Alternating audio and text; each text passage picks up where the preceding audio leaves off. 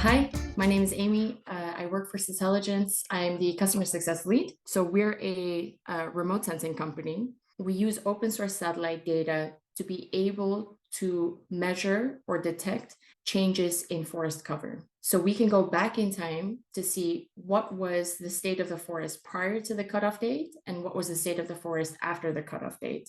And we are able to provide that type of data to companies in order to verify whether their products that they're sourcing from are in fact associated with deforestation or not. So what we're seeing in the regulatory space is that the EU has sustainable economy as a key political priority, and what they're trying to achieve with these various regulations and due diligence requirements is that they're setting ambitious rules for companies to identify and mitigate the negative impacts of their activities, both on the environment and on human rights.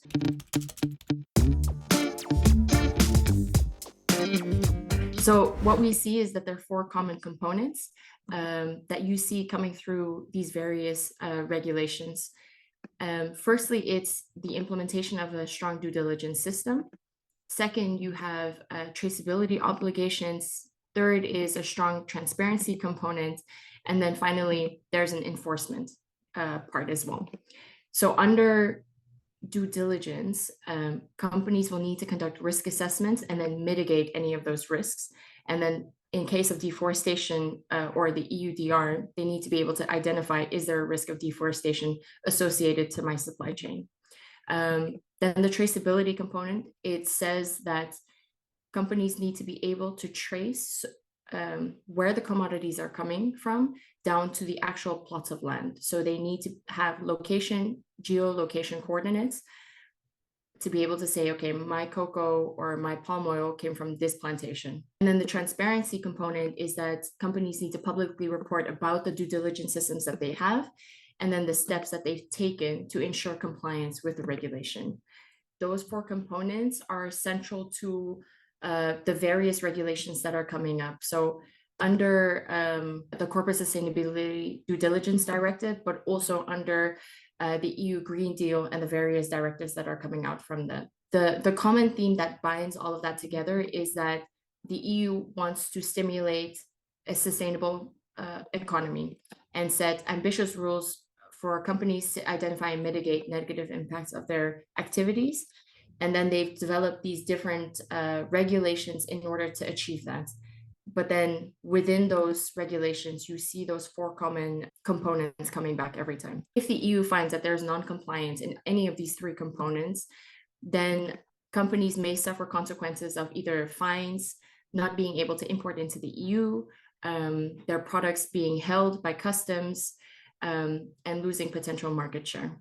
When we look specifically at the EU deforestation regulation, it states that products associated with deforestation after the 31st of December will be prohibited from the European Union. So what's interesting, small and medium enterprises, due diligence requirements for them are slightly different. So for example, once the regulation goes into force, SMEs have 24 months to implement in comparison to 18 months for larger operators, and submitting due diligence statements are not mandatory for SMEs. So you would think as an SME, you might not have to put in place a stringent due diligence system, but if you're working together with the larger operators that do fall in within this requirement, most likely those requirements will be put on SMEs. So it's good to be aware and to start preparations now, because there is a potential of loss of market and business opportunities if companies aren't making the same steps.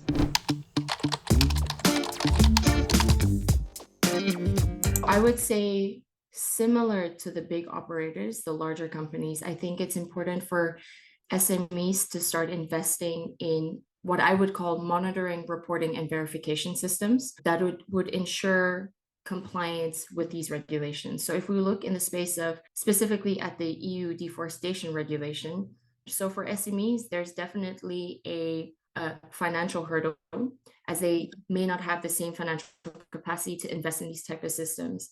But that doesn't mean that they shouldn't be looking into it, at what the different options are. So what I've seen, and what SMEs can learn from actually, is that there are companies that are now using different strategies to be able to implement these kind of systems. So for example, you see either parties are partnering up with downstream or upstream supply chain partners, and then together they co-invest in an MRV system.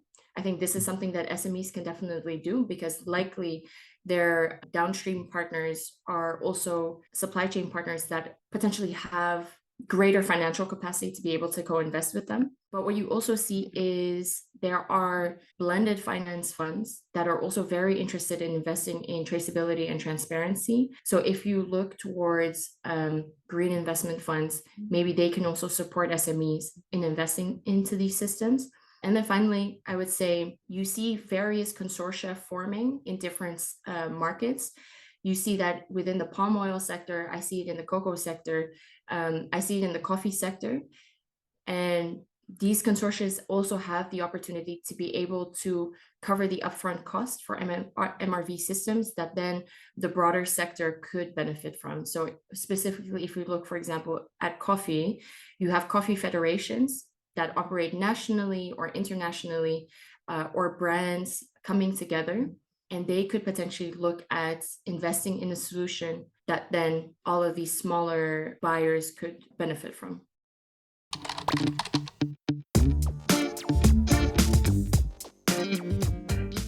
So on the one hand, you have, let's say, the regular financial institutions, the banks that are providing green loans to support businesses. And with those green loans, you have certain due diligence requirements. So you need to be able to ensure, for example, that there's no deforestation taking place, that you have sustainability measures and KPIs to report on, to ensure that the money you're receiving and investing is truly also creating a positive impact, as well as driving business. And then next to that, you have investment vehicles that look for investments in projects and landscapes that are supporting agricultural commodity production in a very sustainable way. These kind of vehicles, they use blended finance tools, so it could be a mix of private and public funding that then they reinvest into certain projects, but then they look for projects that meet certain criteria and then implement certain measures that fulfill environmental due diligence requirements, for example. They do this on the one hand because they can help cover the costs. And on the other hand, it's also to demonstrate the benefits. So many companies are a bit wary. They know that there are systems out there, but they find them expensive, and they're not sure if the data that's going to be provided can actually be beneficial to them. So what these blended finance vehicles also demonstrate is that by covering the upfront costs on behalf of the company, you kind of test and pilot the possibilities that for example, a remote sensing solution can provide, and then you get buy-in from the company, so that once the finance vehicle then divests, that it's internalized into the system of the company, and then they take over the implementation of it. Government funding is always an option, of course. So you have organizations, I would say nonprofit organizations, that are conveners in this area, and they make available funding to invest in systems like this. But it's, the funds are limited. It's a little bit more harder maybe to know exactly which organizations exist and have set priorities on this as well that are aligned with the companies. I think what SMEs should be doing is really looking in their supply chain. Who are they selling to or buying from? And can they work together with their supply chain stakeholders to co-invest in systems, because it will benefit both parties at the end of the day.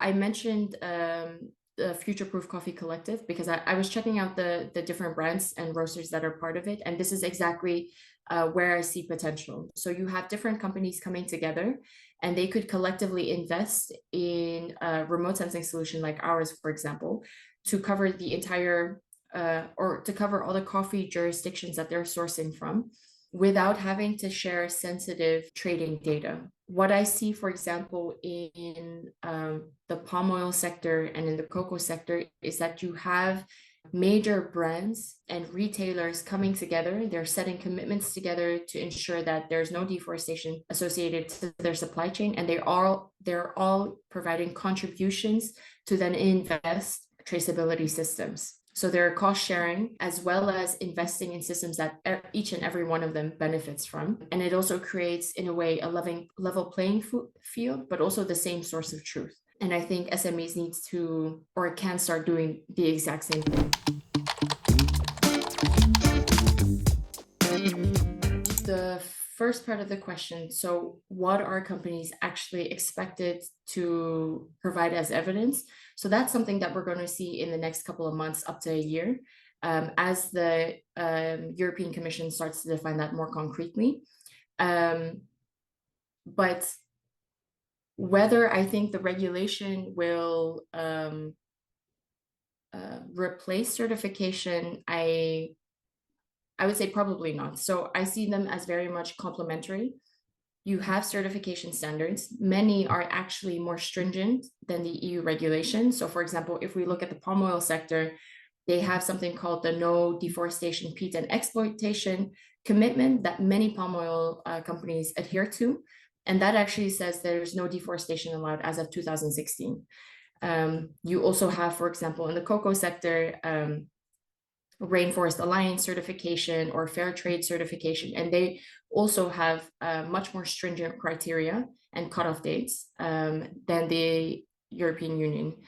So I think many companies will continue to do certification, and that will allow them already to meet EU regulation commitments and compliance requirements, I would say. I think what is becoming most important is that I think companies can't rely on just, let's say, filling out pieces of paper and Excel sheets and expecting that that will be sufficient to prove that you're not associated to deforestation or human rights abuses. I think with the addition of regulation and the required verification that you need to provide, so through the additional traceability component, so where you actually have to provide geolocation coordinates, for example, and the required remote sensing that you need to do, it will become more difficult to make claims that are untrue.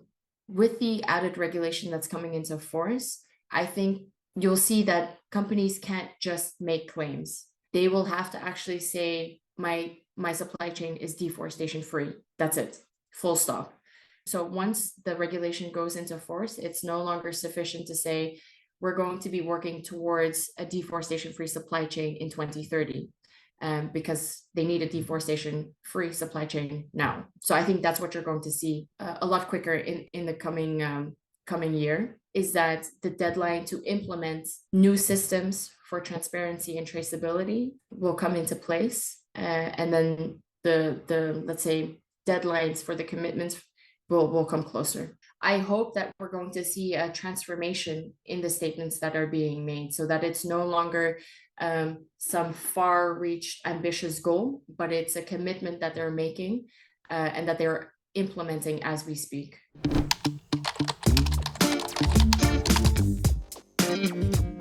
I think what we're going to see is that companies, regardless if they're large operators or SMEs, those that are not investing timely in due diligence, in transparency and traceability, is that they'll risk their products being restricted from the EU market, facing penalties for non-compliance. They'll have potential loss of revenues, exclusion from tenders, and where there's any doubt about compliance with due diligence, products might be held up in customs for undefined periods of time.